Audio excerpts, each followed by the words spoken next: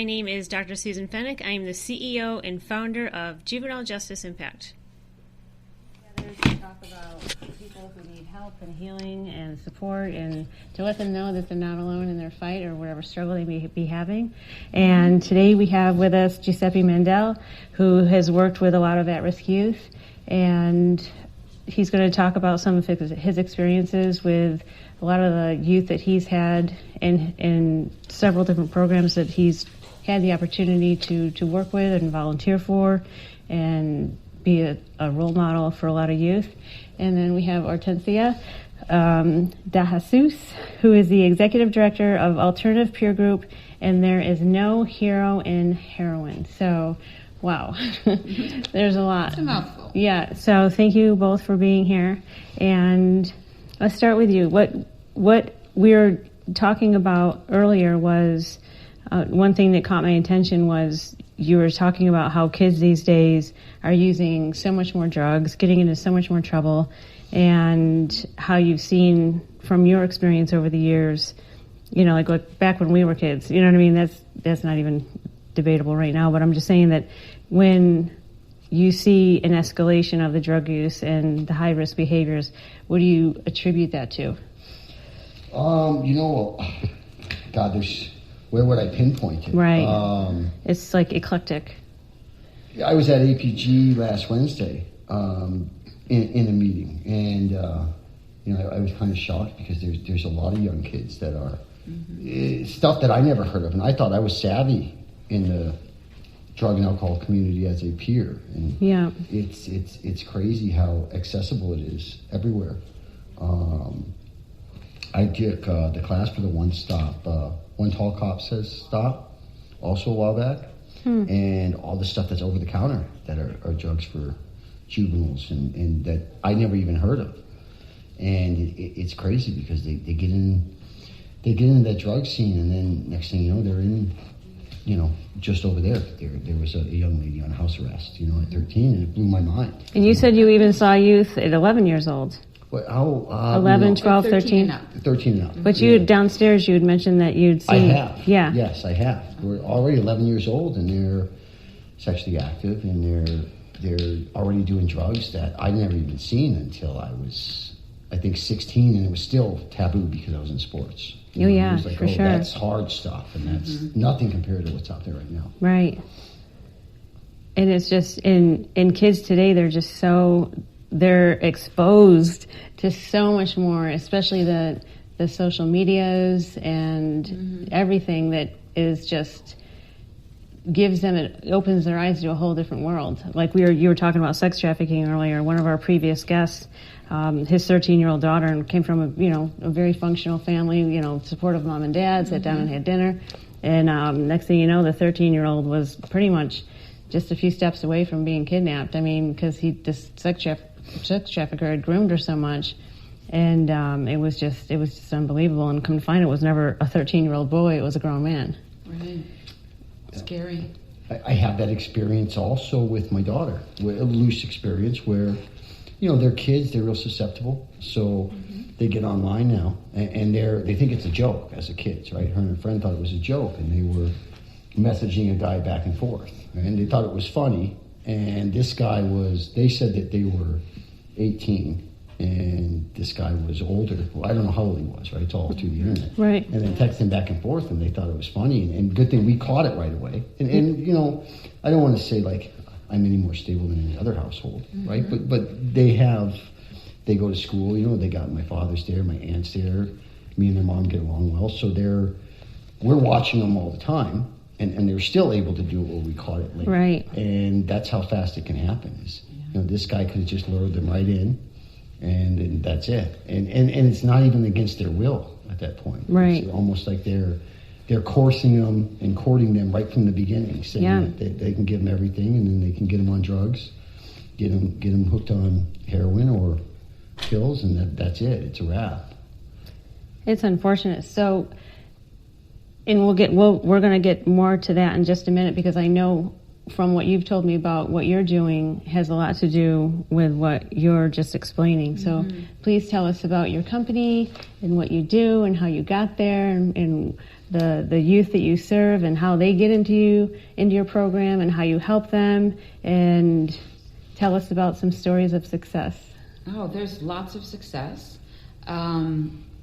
Where there is no hero in Heroin is a 501c3 foundation. We have two different areas of the company. One is our alternative peer group, which Giuseppe said APG for short. Nice. And that's a place where young people who are at risk for substance use disorder or mental health can come and have a peer recovery support specialist that's assigned to them. They have a place where they can hang out after school, and they can play videos in a safe environment. Nice. We do recreational therapy with them. We take them out camping. Oh, we wonderful. take them to different places that they would enjoy, that has nothing to do with drugs and alcohol. Nice. And sort of exposing them to, hey, there is another life. There are other fun things that you can do, because we strongly believe that if you're in recovery, you ought to be having fun. Sure. And so we try to have fun with them all of the time. We have a book club. We do arts and crafts. I mean, we do Nice. all kinds of stuff, including, meetings that we do bring in, some self-regulation classes for impulse control, because as you know, Yeah. as teenagers, they have a lot of impulse control problems. So, Sure. and we're just there to sit next to them and just hold them up, really, to say, we get it. We're Nice. with you. I would love You're to not invite you alone. to the workshops that we have. Great. I would You can. love to Do you that. have now? Do these youth? Do they stay in like some sort of housing through your company, or do they come and they get their programming and they're given a bus pass and they can go home? They're never done with us, so it's unlimited services. Nice. We're open Monday through Friday from 12 o'clock to 7 p.m. Oh, okay. So we're there during that really critical time after school. And then we do some tutoring on Saturdays now. I love it. Nice.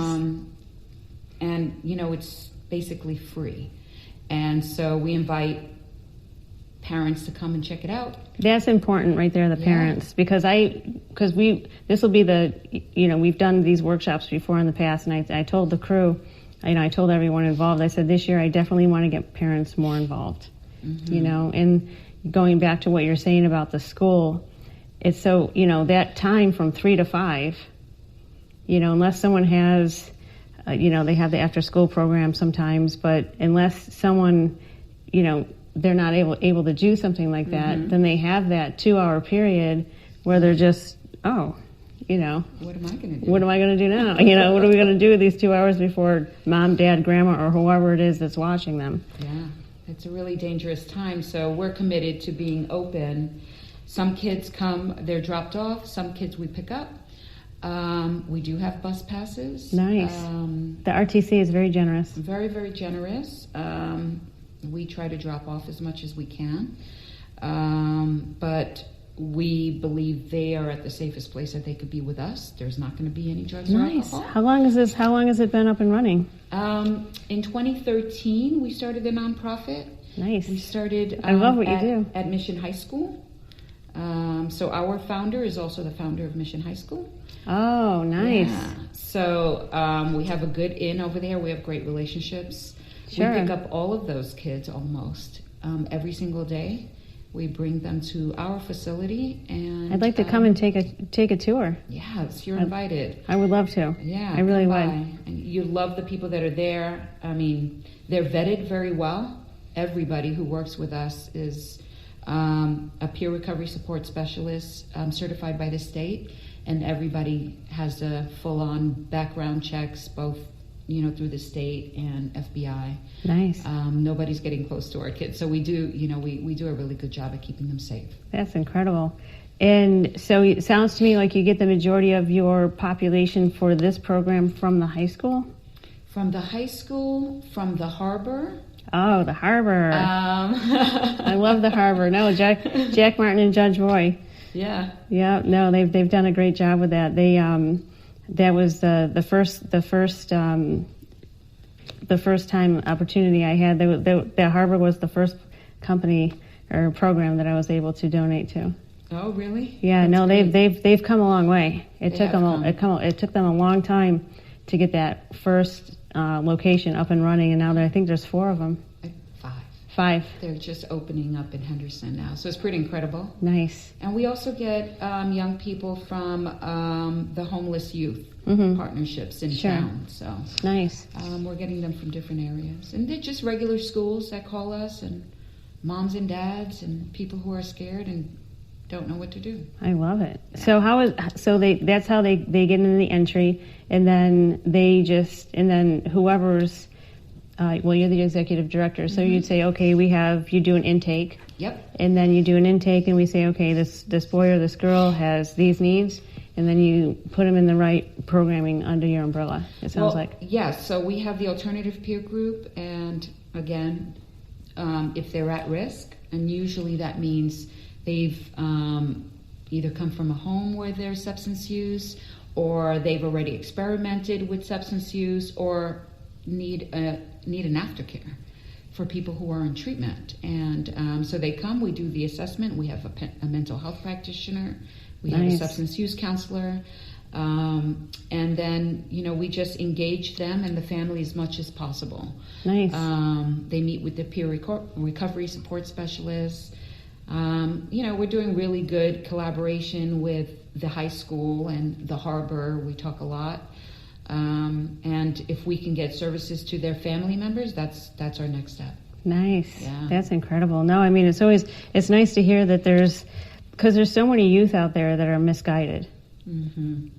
Yeah. Whether it be by their own peers or anyone. Yeah. Anyone. I mean, they could be misguided or being with the wrong crowd, like we were talking about earlier. You can, even if they weren't misguided by their parents, right? It's not always the case. I mean, you could take, he's passed away now, but you could take my brother, for example, right? Is a good kid. Hortensia knows him, is a good person. Yeah. He got into public school system and everything changed. He got in with the wrong crowd and got into drugs and was in trouble nonstop early on.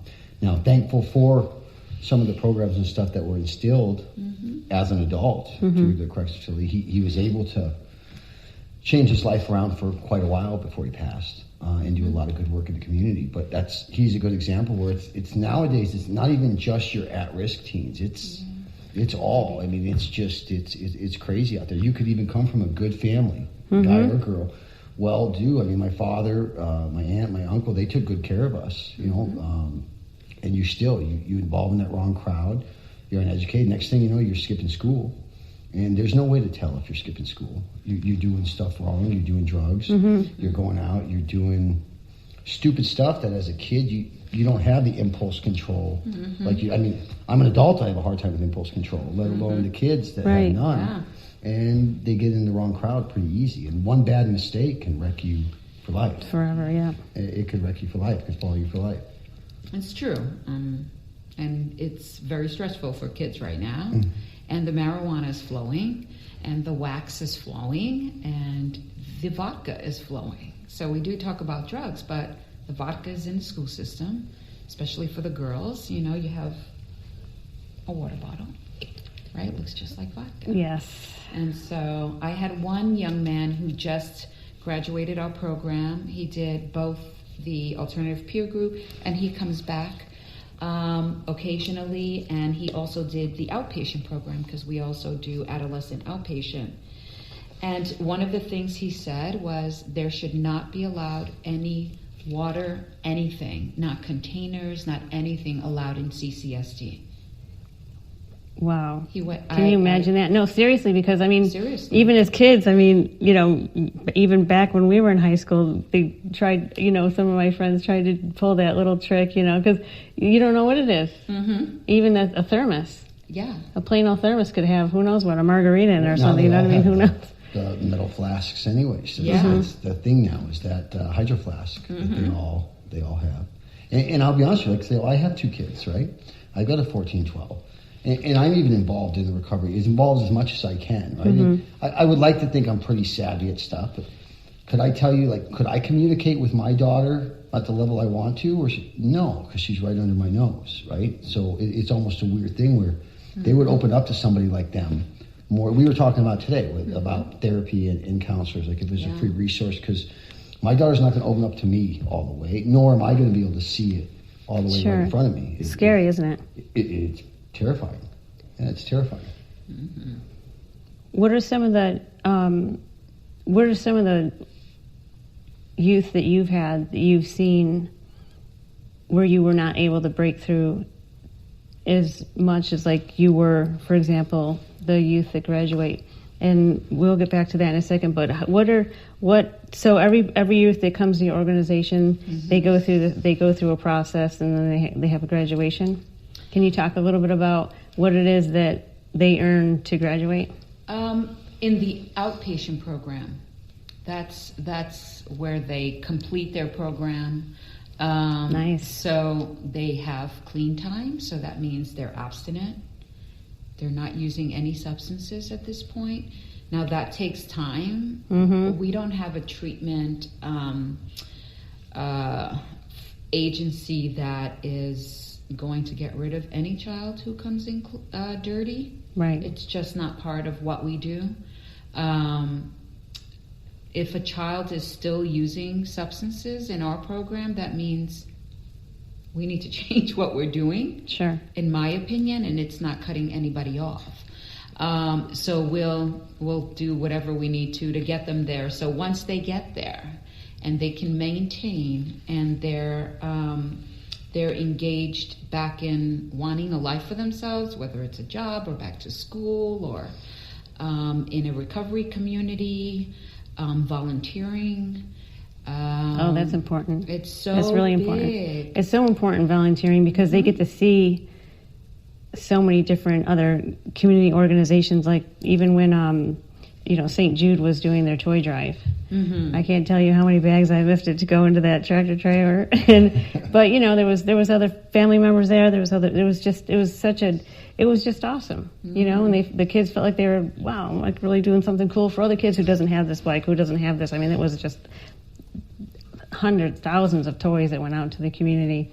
But it was just great for them to see, wow, this is, even the few times they're like, wow, this is going to be a great gift for someone, like, all right, put it on the truck, everything from just everything, and for kids to volunteer, they get to see their efforts actually have an impact on someone else's life. That's awesome. That's just really great. Well, purpose is a big thing, I think. Yeah. Even for adults and for kids, if you can give them a purpose, then that can put them on the right track. Some kind of guided purpose where it's something bigger than them that it keeps them wanting to going, right? It's not all about, self, and it drives. I mean, that's what drives me, and that's what drove me as a kid. So I don't know if...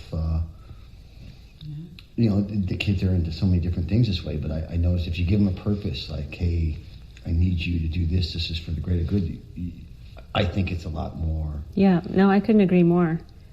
It's a lot more productive. They're if they like a purpose and they see they're making a difference in something. And they want to. Yeah. They really are. They're smart and they're kind and loving, and they want to be accepted more than anything. When we take them to like the rescue mission where they're feeding the homeless, wow. Yeah. That makes a huge impact. But mostly when they're done with outpatient, they love being clean and sober. They are enjoying what they're doing. They have the clarity that they didn't have before. Yeah, and the access to having fun. I think that's the other thing that that makes us kind of special. Sure. The alternative peer group is that they can walk in there and they have people to say, missed you, love you. We're going to go to the theater, or we're going to go bowling. Come on, and we're having fun together. So that's pretty different. That's awesome. Yeah. And how many youth are in your program?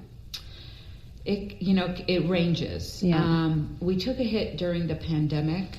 I think like everybody else. Yeah. But what we decided to do during that time was we invited all of the kids over to do online school at our facility. Oh, nice. So we set up tutors and we set up tables, wow. and we brought the kids so they wouldn't be alone. I'm only speaking from experience. I know that because when you see these, when everything went online, you have grandparents that were watching the kids, and they don't. I mean, trust me, I know how difficult that was, because all of a sudden you're an IT expert, they would spend half the time figuring out how to navigate through this whole online thing and miss 80% of the class because no one knew how to do anything. But that, I can tell you how valuable that is. But no, that's incredible. It really is. And it gives them an opportunity to know that because a lot of at-risk youth, they didn't have certain role models, and they didn't have the people there for them. They didn't have the people who listen, like you said, just to have someone be like, wow, you actually care, and to have that person in their lives it changes it forever. It does. And then, kids who are at risk or struggle with mental health, it's really hard for them. They shouldn't be alone. And then, you had this pandemic, and they were more isolated than ever. Yeah. And the decision was made. So we had tables and laptops lined up, and we hired substitute licensed teachers, and they came in and helped the kids. They helped the kids through it. And so we're really proud that we were able to do that. And help them get through the year, not just with their substance use and isolation, but school. School's important. And the one thing, it was on the news all the time about the suicide rate skyrocketing during the pandemic, depression, because everyone. I'm not just focusing on youth. There's, people are, have to isolate, stay home, can't go here, can't go there. So they lost all of that fun socializing, going to school and being on the playground and connections. Instead of being stuck at home. And that was a pretty rough year, but thank God there's organizations like yours out there. But I would love to invite all of them to especially our workshop that we have coming up at the end of the month. I'll share with you the flyer. Okay. And I think it'd be great that if we can collaborate and continue to have even a stronger impact on everything that we're doing. Like when we were talking about everyone that we brought in to City Hall, or even the first workshop, it's about bringing the community together. Okay, you do these 5 things, we do these 5 things. Hey, I think it'd be great if our people maybe got involved in your 5 things, and maybe we do 5 other things that are great, and then you can come on board with us, and we can, just collaborate and see what we can do together to even make it even a bigger difference. It's needed, and we can't be working in silos, and we need to share and connect on a regular basis and collaborate. We have to collaborate because the kids, they need services. They really do. They need so more much. Now than ever, especially like when we were talking before we started rolling. We were talking about some of the experiences that just stories of how kids today just are have access to so many drugs. And you were saying that earlier that someone had used they thought it was cocaine or something, and it had something else in it, fentanyl. Well, so my brother OD'd from cocaine laced with fentanyl. But there was a kid, I don't want to say I don't want to leave high school names or anything out of it, but a high school kid that took a counterfeit pressed oxycodone, right, which you would think was a pill, but it was a fentanyl pill, and they OD'd this year. It's a big deal because, like, when we were kids, say even if you experimented with cocaine, right, which I hate to say the word experimented, but there's kids that I know in high school that, including myself, that did cocaine, right? Some only might have done it once or twice and never did it again. That's not an option anymore with the because fentanyl, of what they put in it. Because of the fentanyl out there, it's one and it's done. Yeah. And so to create awareness and because it's kind of swept under the rug. It's drugs is a stigma, and even parents say they're sending their kids to treatment or they want to send their kids there. Say that they're not. It's a stigma. It's like I can't tell anybody I'm sending my kid to rehab or. When I was in school, I went to a private high school. So the last thing that you talked about was drug use with your parents. Sure. Well, well, they had DARE back then in the schools. Was, no, I know, but that's what they had back then. Right. right. There was, hey, look, this is That's what they had back there. then, you know. I mean, geez, Yes. you know what I'm talking about. This is your brain. This is your brain on drugs with the egg cracking in the pan. That was You know, a commercial. I know what. But they had that. But that's what they had on the commercials back then, right? And but the DARE program, and you know, give them credit for trying. You know, absolutely. Well, I guess the new DARE program is a little different, right? It's more about. I don't know enough either. about it. Yeah, I don't either. But I'm glad there was. But I'm just saying, as an example, back in the day, that's what was in school back then. Yeah. Well, and think about it. Then it almost created more of a stigma, right? Because it's like, hey, these are drugs. These are bad. These are this. These are that. So. Oh, right. Say now you're right, really right. scared to mention it, and then the parents are like, "Oh no, my kids, they're going to DARE. They're saying no to drugs, right?" But you know, it is a disease, and so and you're subject to it. I mean, it's simple, and it can happen to anybody. It really can. So if you're afraid to ask for help, it might be too late. You know, then you get later on in life where it's too late, where now you're down the wrong path. That it's a lot harder to get off of versus kind of nipping in the bud. That's why I'm a big believer in ABG and what they do, because you're kind of catching it at the source. You know what I mean? Even if it doesn't stick right there, you know, because you're planting a seed. You're planting a seed to where they know where to go to get help before it gets too. Oh, sure. I mean, you think about some of the educators that we had in our life, and back in grade school and high school, and you know, you think about, you know, this one sentence of advice that, you know, one teacher gave you, and there's I think about some of the stuff that teachers you told me back in the day. Yeah. For sure, it stays with you. You know, you have an impression, whether it's good, bad, or indifferent advice that they gave you, you still remember it, you know? You do. And with some of especially the girls who have low self-esteem, and they're beautiful. I mean, they are, it amazes me when I go, wow, you are gorgeous. And they're like, what? And I'm like, turn around and look at this mirror. And, you know, they can't see it. So they have, they have us to say, no, the truth is you are, and you're kind, and you're an awesome human being, and you're worthy of love. And so it's really important that they have all of that. But I do believe that with our alternative peer group, the APG, we're planting seeds, and we do what we can and expose them and show them that you can have adults that, you know, that you can go to. Sure. But that, you know, they'll have the information. That's incredible. And how did you get involved in this incredible program? And I just love it, because I think that, you know, you want to have an impact, and then what they tell someone else, you know, then one of the youth in the program might have a friend that's struggling with something, and then they refer them. So it's incredible. But you've been there for... I haven't been with the alternative peer group with Tin High for very long, but I've known the owner and collaborated with him for the last 12 years or so. Right. So it was an easy, you know, it was just like the natural thing to do. It was very natural. You know, we know each other. We know the same people. We have the same passions. I'm the adult child of an alcoholic. And I was a youth co-director of a youth program at my church for many years, and we had kids who were using methamphetamines and one on alcohol, and that's how I learned how to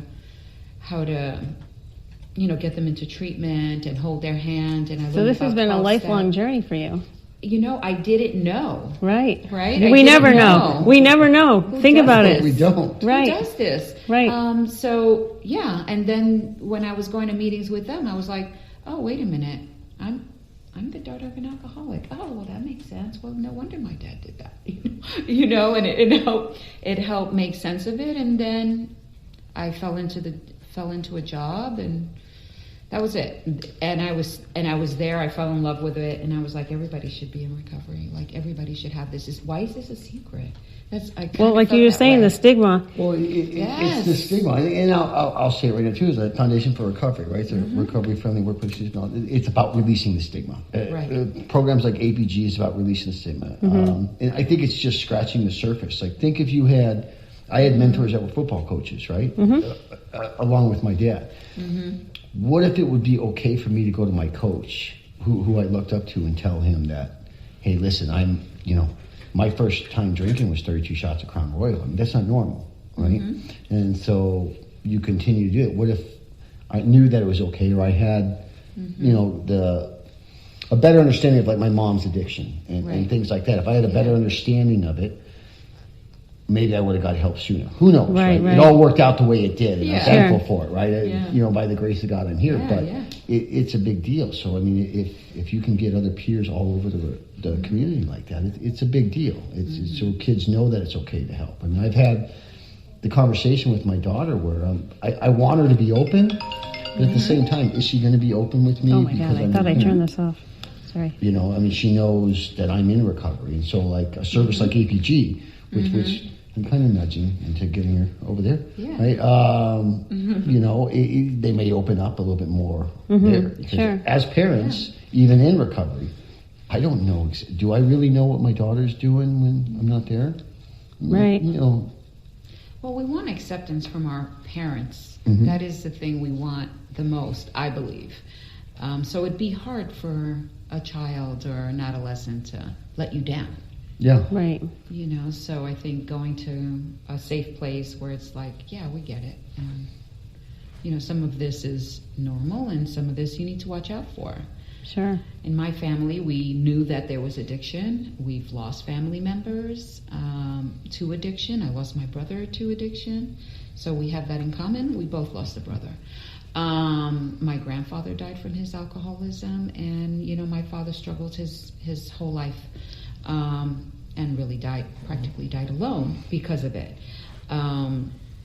So we don't, in our family we talk about it openly, but even more than just saying, hey, watch it, we have this genetic thing in our family, whether you want to have a good time or not, it's like a switch that can go off. But we've gone even further, and I think this is what's changing in our family for the generations that have come since me, is if you find that you are escaping, or that you're obsessed about it, or it's there's treatment for that, and it's not a thing. There's treatment for that. Let's just go. And that's important for you to let them feel that comfort level instead of going back to that stigma. Like, we want, your company, the organization just lends and offers so much comfort and support. And that's what they need, because it's not easy to walk in there and, say that you have, whether it's depression or suicidal ideation or some addiction or whatever it might be, which can lead to, ultimately, could lead to, someone taking their life. Yeah. I mean, I tell a lot of the young people that if it wasn't for drugs, that they'd probably be dead, because they were suicidal, they had engaged in self-harm. And so in order to sort of release them from even that guilt, it's just like, look, the drugs kept you alive temporarily. Right. You're here now, let's get through this. Let's go forward. Yeah. Rather than, wow, you did this, you did that. I mean, right. It's a symptom and of something bigger. So we move on from that. We don't pay a lot of attention to their... Right. Here's the problem. This is what the solutions are going to be going forward. And that's incredible. So you're not just beating them down for something that sometimes they don't even have control over. Exactly. Or really have no choice to survive. Right. Incredible. That's just great. And so you've been to her program in the past? Yes. Yeah, it's awesome over there. It's really eye-opening, because it's an eye-opening experience. It's a bunch of peers, but they open up with each other, where, normally you wouldn't, right? If it's you sitting with, like the old school intervention, right? Are you going to really open up with the intervention when you're surrounded by family members, or are you going to really open up freely where you have other peers, where peer pressure is a real thing, and it can work the opposite too. If you've got a bunch of peers that are in recovery, actual peers your age, you're going to open up a little bit more, because you're going to kind of know that it's okay. It's easier to open up and say, hey, look, they're struggling with that problem too. Or, hey, they're struggling with that problem too. Right. And it's kind of cool, because just the last one on Wednesday, like how open the kids were about it. And, when I was that age, I would have never opened up about that in a group. There's no way I would have opened up about that in a group. We were old school football. You get out there, you do the work, and you just you stuff it. And I didn't have something like that. Maybe it was around, but I didn't know about it back then. No, and that's great because seriously, like you're going to sit around, like you're saying, they're more comfortable with their peers, but I've seen the family interventions, and they probably feel like they're blocked in a corner and be like, I don't want to talk. No, it's like an attack. Yeah. Right. I thought about when, if my family, and this when I was an adult, an intervention, you're just like, dude, why are you all attacking me? So your hormones are going like crazy. I can only imagine in high school, you know what I mean? If everyone's kind of coming at you versus if it's, you could just talk a lot openly, a lot more open with your peers. And it goes back to that comfort level. Like you said, with your program, okay, you had this problem. It's fine. It's over there. We're not going to focus on that. We're going to focus how we're getting better. It's basic. You had these substances for whatever reason. You use them for whatever reason. Let's get to the reason and let's move forward. It doesn't have to be, you don't have to be in jail for the rest of your life. Sure. Because of it. But sometimes because of it, they do. Yeah, that is so true. That is so true. Especially the kids that are coming from, like you said, we had one there, and she was being monitored, and we have probation officers that come and check up on our kids. Oh, right. Yeah, to see where they are, and I'm glad that they have a place to go that's safe. Well, the cool thing is that I was there, like her bracelet went off, right? And she was newer to the group, right? So she still has that mentality, that kind of attitude of, okay, the bad guys are calling. It is where the mentality is, right? So she goes in and she's like yelling at the monitor, but then one of the peer coaches went in and then calmed it down, and he's awesome. Brian over there is awesome. And but it gives you an idea of where where their mindset's already going before they get involved with something like that, where it's always that, the bad guys are calling. Right. But they're the probation officer, the house arrest officer. Right? They're not the bad guys, but it's the mentality already as a kid. So it's kind of cool to have a group where you can kind of switch that and show that. Support. Yeah. I mean, it's a big deal. To me, it's a huge deal. I wish it was more when I was around. Sure. When I was a kid. If it could be implemented, like Mission High School, to me, is phenomenal. Right out of APG, that has... that's the first ever, right, Hortensia? What? Mission High School? Mission High School is the first high school in the country that's fully funded by the Department of Education. Okay. There is no other recovery high school that's fully funded by the Department of Education. It's the first. You have other high schools in the country, especially in Texas, where they have recovery programs in the schools, but it's not a recovery high school. Right. Totally different. Totally different. Do you think if you would have struggled with, I know if I would have struggled with addiction in high school, which I did, but there was a recovery program in my high school, I don't know if I would have signed up for it. It's kind of one of those here, sign up for this anonymous program, but it's still that peer thing where, and you may, but that's why I think it's so important to have a group where you can go to alternative peer group, you can share and have different mentors that have been there as well. An alternative to being kicked out from school, right? If you wanted to play football and, it was, hey, go to this program or you're going to get kicked out. Go to the program. Yeah. Sure. Give it a shot. 100%. Think of how many athletes were saved that are pro athletes that are figureheads in the community that were saved through athletics and sports, because they talk about it all the time. Boxing, football, all the time. Boxing is huge. Boxing's really known for it, where, you got an aggressive mentality. You put them into a, boxing is a team sport at a young age, right? You're still working out with your team, and you give them a purpose to help your team, and kind of gives you a purpose. I mean, that's a sense of belonging too. It's a brotherhood. It's a sense of belonging. But the thing is, once you take that away, to have a group afterwards that you can go to, it's kind of a missing link. Yeah. Well, before we wrap up, I want to tell us about your graduation, when the kids where they you had mentioned earlier that they graduate. We're not having like your graduation like you see in a school or in a court or somebody who completes a program, because they're all completing at different times. Nice. But we make it a big deal, and we have we congratulate them. We have the group tell them how they've changed, the impact that they've had. That is so cool. It's like when another kid tells another kid the impact that their recovery has had on them, then that's something to celebrate. Sure. And so, we stay connected as much as possible. We want them to come back and be peers now, right? I was just going to say that. For the other kids, we have some kids in our alternative peer group that have been clean 3 years, 2 years. Those, you can't put a price on that. That's like priceless. Congratulations. Right? Seriously, it's just... It's way better than me coming in there and talking. The kid who's done it. Right. Yeah. And then they see someone walking through the door for the first time, and then you get someone who's been there for an extended period of time, who's been successful, and be like, hey, you're not alone. I was you, and then they can help them that way. That's awesome.